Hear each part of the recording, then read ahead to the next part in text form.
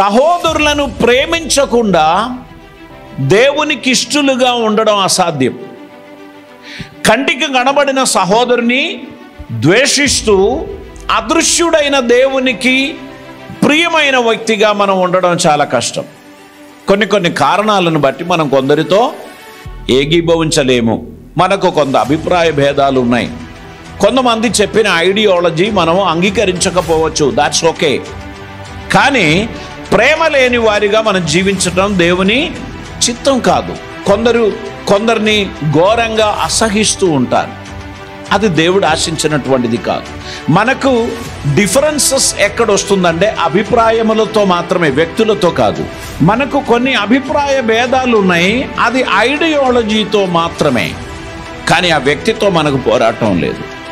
ఒక వ్యక్తిని అణిచివేయడానికి ఎప్పుడు మనం ప్రయత్నం చేయకూడదు.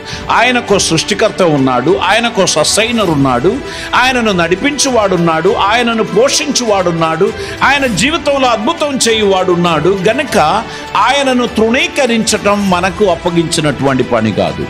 బైబిల్ చెప్తున్నారు, సహోదర ప్రేమ నిలవరముగా ఉండనివ్వండి. దేవునికి స్తోత్రం. మనము మన సహోదరులను యాక్సెప్ట్ చేయడానికి ఉన్నటువంటి ఒక మనస్సు మనం సంపాదించాల్సినటువంటి అవసరత ఉంది.